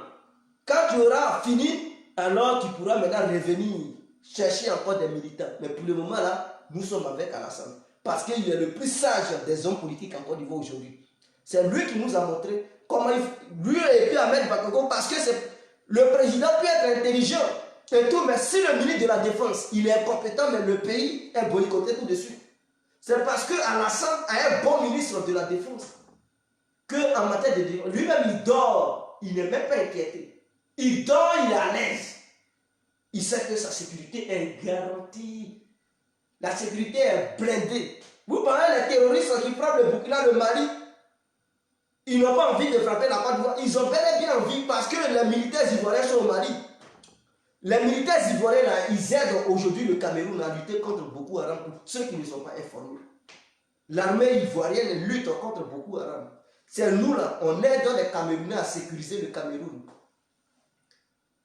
Est-ce que vous comprenez? La Côte d'Ivoire donne un coup de main au Cameroun pour pouvoir sécuriser le Cameroun. Parce qu'en Côte d'Ivoire, on sait qu'on a un grand leader et un grand ministre de la Défense qui ont déjà sécurisé la Côte d'Ivoire. Donc, ils mettent leur stratégie au service des autres pays. Mais est-ce qu'au temps de Babo, ça pouvait se passer comme ça? Non. Non. Lui-même, là, les sécuritaires regardaient tellement, il allait proposer à qui pour dire, je vais sécuriser. Ils vont dire, mais chez toi, là-même, là, c'est l'insécurité totale. Aujourd'hui, on a l'un des meilleurs services de renseignement du monde. Les services de renseignement ivoiriens sont efficaces sous le règne d'Alassane, bien sûr. Parce qu'il leur donne les moyens. Je dis bien, il leur donne les moyens. Il leur permet d'écouter n'importe qui. Donc, en Côte d'Ivoire, tu es là-bas, tu parles, ils vont t'attraper. Mais c'est ça l'efficacité. Il faudrait que les services de renseignement puissent interconnecter, s'interconnecter. Se connecter avec la technologie, contrôler la sécurité sur le plan technologique et sur le plan humain. C'est comme ça. Mais avec Laurent Gbagbo, il n'y avait même pas de technologie. C'était sur le plan humain seulement. Avec ça, tu penses vouloir sécuriser un pays. Donc, malheureusement, c'est ça, mes frères. Malheureusement, on a eu le malheur d'avoir un homme comme Gbagbo et Dieu merci, il nous a libérés de cet homme. Je ne veux pas qu'il soit condamné, hein. Je veux qu'il aille en Côte d'Ivoire, il n'a qu'à aller s'asseoir à maman là-bas. Simon Gbagbo va préparer un foutu, un sauce aux graines, il va manger, il a envie de manger ça. Nati Baba aussi va faire riz avec, comment on appelle ça maintenant, rien à Sidi, il va bien manger. Ah, mais là, c'est bien. Elle prépare ici ou bien Kabato. Simon Gbagbo prépare Foutou là-bas. Il va bien manger. Voilà, il n'a qu'à aller à Gagnon. Il prend ces deux femmes-là, il les amène là-bas. Il a l'argent. Il va construire une maison, 2 maisons pour chacune. Toi, voilà ta maison. Toi, voilà ta maison. Toutes les deux vont s'installer. Il mange ici, il mange ici. Et puis, il sera à l'aise. Bleu. Il faut rester en Hollande là-bas. Tu apprends un peu. 4 ans après ou 5 ans après, tu repars en Côte d'Ivoire. Maintenant, quand tu vas repartir là, il faudrait que tu ailles voir Ahmed Bakoko pour lui demander comment tu as pu faire pour sécuriser le pays. Il va te montrer quelques topos. Si un jour arrivait et que les Ivoiriens te donnaient une petite chance de les diriger pour ne pas faire encore les erreurs que ton maître Gbagbo avait fait hier, comme ça tu pourras sécuriser le pays et essayer de faire développer le pays. Mais ce n'est pas maintenant. Il faut attendre vers 2030. Je dis bien 2030, quand Alassane ne pourra plus, il sera affaibli. Là, vous les autres, vous pouvez avoir la chance. Mais pour le moment, il n'est pas encore affaibli, il est encore en forme. Donc on gère avec lui. Mais le jour où il sera affaibli, il ne pourra plus rien faire. On va dire, ah le vieux, il est fatigué. Nous-mêmes là, on va dire, ah le vieux, il va te reposer, tu vas profiter. S'il veut aller à Congo, ou bien à Washington ou à Paris, on va lui dire, le vieux, il faut prendre ton fatagouin, va, vous allez vous asseoir pour profiter de la vie. Parce que tu as déjà fait le maximum. Tu nous as déjà donné ce que tu pouvais nous donner. Et parmi vous, les restants là, on peut maintenant voir, on va faire pour dondon, pour choisir un peu, hein, lui qui est un peu bon. Parce qu'on ne va pas mettre n'importe qui quand même, choisir encore celui qui est un peu bon pour dire soit le président, le nouveau président de la République de Côte d'Ivoire. Et c'est comme ça. Donc pour le moment, les présentants là, écartez-vous. Nous là, il y a le meilleur. On ne peut pas laisser un meilleur. Est-ce que tu peux mettre Messi et Cristiano Ronaldo sur banc de touche pour mettre des présentants? Hein? Est-ce que tu peux laisser Messi et Cristiano Ronaldo pour mettre les Dybala sur le terrain, mes frères? Mais ne rigolez pas. Hein? Quand il y a les meilleurs joueurs là, on ne peut pas les mettre sur le banc pour mettre les Dybala. Non.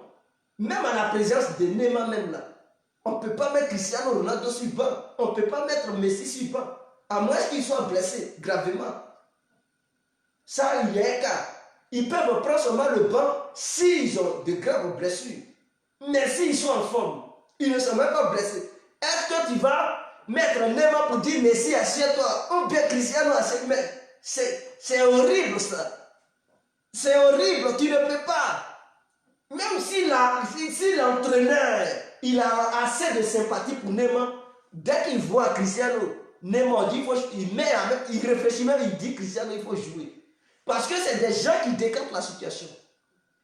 Même si c'est chaud, comment il voit Neymar et Messi, on dit il choisit en même temps parce qu'il sait, il connaît ses compétences, il sait qu'est-ce qu'il peut faire. Donc, vous voyez Alassane Gbagbo Bédié, même si tu as la haine contre Alassane, mais mon frère, toi-même on te dit il faut choisir entre Gbagbo et Bédié avec Alassane.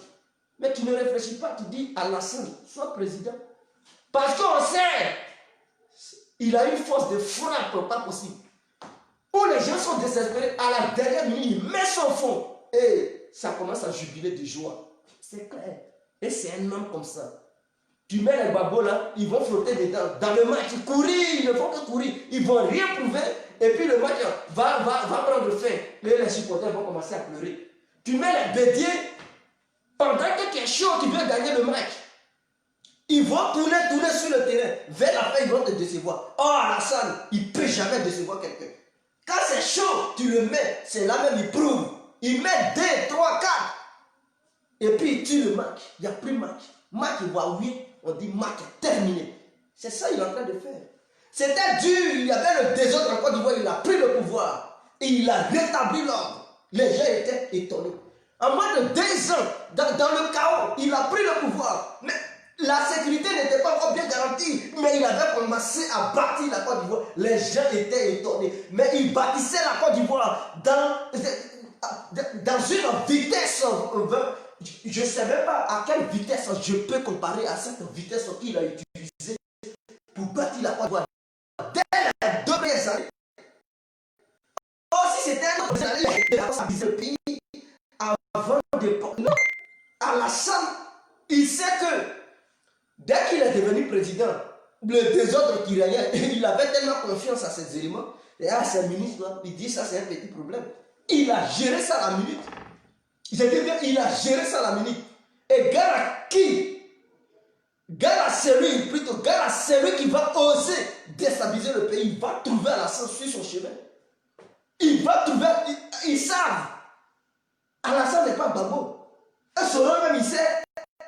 Est-ce que sous le règne de Gbagbo, Soro pouvait venir en France? Il ne peut pas fuir. Parce qu'il connaît Gbagbo. Gbagbo ne peut pas l'intimider. Soro va détourner l'avion. Soro détourner l'avion à cause de Gbagbo. Non. Même 1000 de Gbagbo devant Soro, il ne peut jamais fuir. Il va affronter Gbagbo parce qu'il sent que Gbagbo est un milliard. Ce n'est pas un jeu, mais c'est ce qu'il est. Il sait que Gbagbo est incompétent, il ne peut rien face à lui. Il tremblait face à Soro. Gbagbo, votre blé boudé, c'est un petit devant Soro. Soro le manipule. Et quand il est devant vous, il tient des gros discours. Mais quand il est devant Soro, il ne peut plus parler. Mais c'est le petit de Soro, le blé. Gbagbo était petit de Soro. Soro ne pouvait jamais fuir. Mais avec Alassane, Soro a essayé. Il s'est retrouvé dans les airs. Il ne peut pas descendre en Côte d'Ivoire. Il n'a qu'à essayer.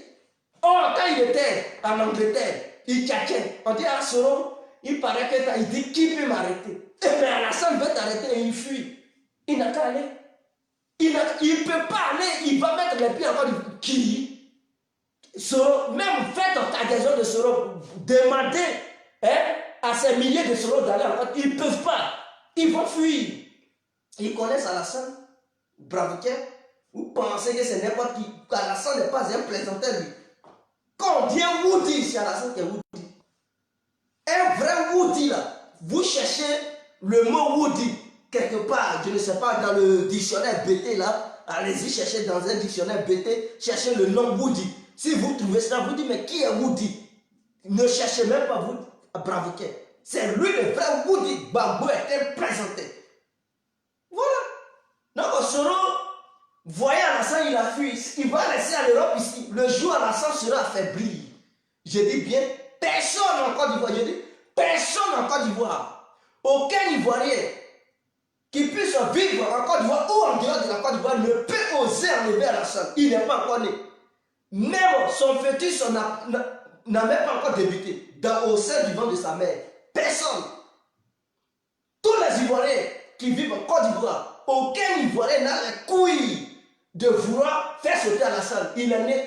Alassane n'est pas votre ami. Alassane est un génie. Après Dieu, c'est lui. Après Dieu. Puisque l'être humain n'est pas Dieu, sinon après Dieu, c'est Alassane. L'équipe qui est autour de lui, là, vous pensez que c'est des présentés? Il n'y a aucun traître. S'il te soupçonne d'être traître, mais il te vit, il te radie. Il n'a pas de sympathie avec ses ministres. Ce n'est pas une histoire de dire c'est mon ami. Alassane n'est pas babou. Il sait qu'il tient le destin d'au moins 27 millions d'individus en main. Alors il ne peut pas présenter. Parce que s'il fait une petite erreur, il sait le génocide qu'il va avoir en Côte d'Ivoire. S'il fait une petite erreur, il sait que ce sera le désordre. Des milliers d'Ivoiriens vont mourir. Donc il ne présente pas. Ce n'est pas son amitié qui te lie avec lui là, qui va faire que des milliers d'Ivoiriens vont tomber. Donc il te voit, que tu sois ton ami. Même si Ahmed Bakayoko qui est là, à qui il fait, il déconne, mais il le chasse. Même il le fout en tôle. Alassane, vous pensez? Même Amadou Coulibaly, qui est son bon petit, le jour, il commence à faire les yeux doux à Soro. Et puis il commence, Alassane va le mettre en tôle. Il s'en fout. Quel que soit son bon petit, pas son bon petit, mes frères, tu ne fais pas ce qu'il te demande, mais il te met en tôle. Et c'est son bien vrai dirigeant. C'est comme Poutine. Tu es là, non, c'est mon pote. Tu ne fais pas, mais il te fout en tôle, lui. Que tu aies des milliards ou pas, tu déconnes, il te fout en tôle. Vous n'avez pas vu Dimitri Premier, il dit, petit, dégage. Il a mis quelqu'un d'autre. C'est comme les Donald Trump. Tu es son ami, il t'a mis, tu déconnes, il dit, hey, shut up, il te chasse, et puis c'est tout. C'est ça, on dit le vrai leader, et c'est comme ça, là, ça. Votre Gbagbo, il sait que tu fais un coup bas contre lui, il dit, hey, mon ami, il rigole, il pense que le pouvoir, c'est une histoire de draguer femme. Parce qu'il est habitué à voir les petites filles, tellement il rigole, ma chérie. Le pouvoir, c'est pas comme ça. Que ça soit ton ami, vous avez mené une lutte pendant des années. Le jour où vous prenez le pouvoir, tu es le chef d'État. Tu es le président de la République. Tu es le chef d'État de l'armée. Tu es le père de la nation. Et cet ami-là, il fait des petits coups contre toi et tu le regardes. Mais tu ne sais pas que ces petits coups qu'il fait, ça peut provoquer des milliers de morts. À cause de lui, il va avoir des milliers d'individus qui vont tomber. Et quand c'est comme ça, mais tu le sanctionnes, histoire d'amitié, c'est fini. Tu le fous au ouf. Ou bien, tu le chasses du pays, pas en exil. Et c'est comme ça. Moi, comme ça, Guégué, ils vont dire, Guégué, tu es président. Et puis, je vais voir, quand tu sois mon ami, ou bien tu as fait, c'est au sous-sol même, je te mets, je te fous là-bas. Il n'y a pas de plaisanterie. Ils vont dire, Guégué, tu es ministre de la Défense. Je vais voir des petits trucs, des plaisantins, mais je vais les mater. Je t'envoie toi militaire. Il faut faire l'opération, tu pars là-bas, tu fais échec. Je vais te soupçonner que tu es collaborateur. Je te démets de tes fonctions. Je mets quelqu'un d'autre. Il va accomplir la mission. Et tu pars en mission, tu fais un échec. C'est que tu es un collaborateur avec celui, l'ennemi. Je te chasse. Tu ne dois pas échouer. Je t'envoie, tu dois accomplir la mission. Tu dois accomplir. Tu fais un échec, tu es démis de tes fonctions. Parce que je vais te suspecter. Et c'est comme ça. La rigueur, la vigilance. Et non, mais c'est comme ça. Mais les membres d'un pays, ils viennent, ils pensent que c'est fesses de femmes. On pourquoi de sécurité. Et vous regardez, vous pensez que c'est une histoire de femmes. Oh, les Ivoiriens tombent, les Ivoiriens meurent. Et vous êtes incapables. Et c'est histoire de dire, on va devenir président.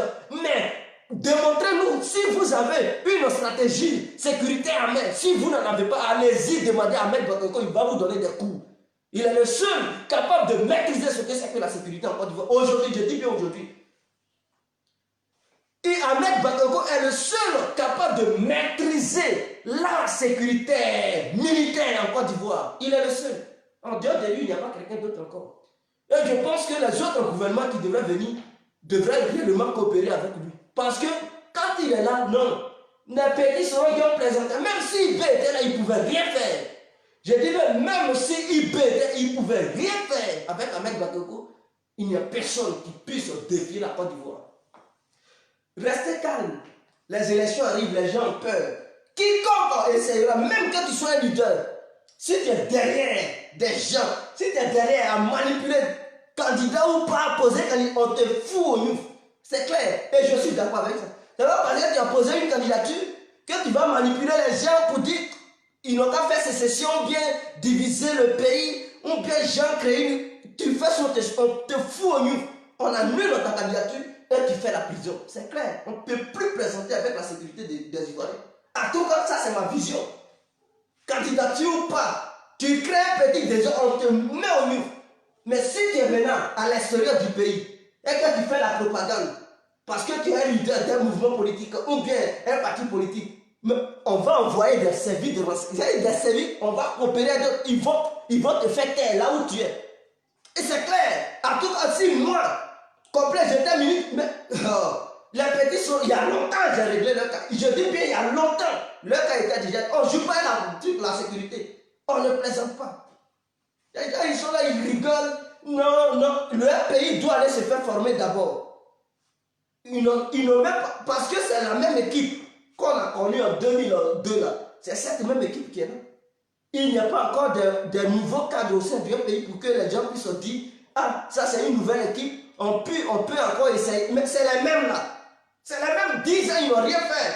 Ils vont nous proposer encore quoi. C'est les mêmes, on les a vus hier. Ils n'ont pas été à la hauteur. Et ces mêmes-là, ils veulent encore. Non, non, non, on ne fait pas.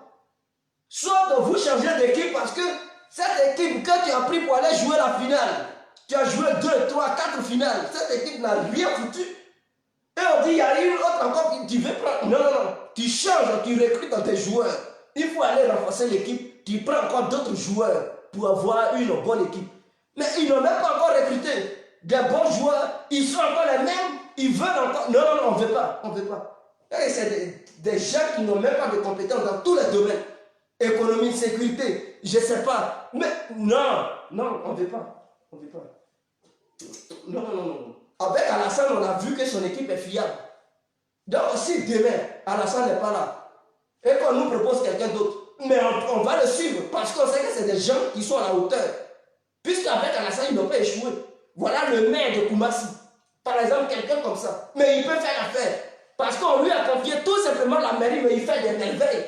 Oh, pourtant, avant lui, là, il y a eu des milliers de maires dans toutes les villes et communes de Côte d'Ivoire. Ils n'ont rien fait. Et l'ancien maire, il n'a pas pu changer Koumassi. Mais le nouveau maire, vous voyez les merveilles qu'il fait. Il est là modifié Koumassi. Et c'est ça, on dit, un homme comme ça, s'il devient président, mais il peut diriger le pays, il peut développer le pays parce qu'il est compétent. Babo lui-même, il a échoué, ses maires ont échoué. Montrez-moi un maire sous le règne de Babo qui a développé une petite commune ou une ville. Ou bien même un village. Ça n'existe nulle part en Côte d'Ivoire. Aucun maire sous le gouvernement de Laurent Gbagbo n'a fait quoi que ce soit. Ils ont profité, volé, pillé. Ils ont bouffé l'argent, ils ont eu des gros ventes. Ils n'ont pas changé les conditions de vie des Ivoiriens. C'est ce qui est la vérité. Kalou Bonaventure même est compétent que Laurent Gbagbo, c'est clair. Je dis bien Kalou. Kalou qui est maire, il est efficace. Parce que ce qu'il fait là-bas, les petites années qu'il a fait déjà là, il a beaucoup réalisé que Laurent Gbagbo et son équipe. Donc Kalou Bonaventure est mieux, 1000 fois mieux que Gbagbo Laurent. Il est compétent que Laurent Gbagbo. Le maire de Koumassi, ces réalisations qu'il a fait là, ça dépasse toutes les réalisations de Laurent Gbagbo durant les 10 ans qu'il a fait au sommet de l'État. Il faudrait que les gens le sachent. Les petites années qu'il fait en Koumassi là, c'est qu'il a fait, mais il a transformé Koumassi. Et ces réalisations ont dépassé la réalisation de Laurent Gbagbo. Laurent Gbagbo a fait 10 ans. Il n'a pas pu réaliser ce que le maire de Koumassi est en train de faire. Et le maire n'a pas encore terminé. Donc, si les Ivoiriens, on l'a présenté, s'ils sont honnêtes, si c'est un peuple vraiment honnête, et puis on mettait Gbagbo et le maire de Koumassi, les Ivoiriens, sans réfléchir, ils allaient dire le maire de Koumassi soit notre président parce que tu es compétent. Si on mettait Kalou Bonaventure avec Laurent Gbagbo, ils allaient choisir Kalou. Parce que ce qu'il fait là, vraiment, il prouve que c'est quelqu'un qui peut développer quelque chose. Je ne parle pas d'Alassane parce que lui, il est d'une autre dimension. Mais je parle de ceux qui sont en bas de l'échelle. Ils sont plus efficaces que Gbagbo et son équipe réunis. Est-ce que vous comprenez? Donc, c'est ce que je tenais à dire. Sur ce, on se laisse. C'était l'incontournable bien compris. Vive la Côte d'Ivoire. Vive les Ivoiriens et les Ivoiriennes. Ensemble, big up à tous.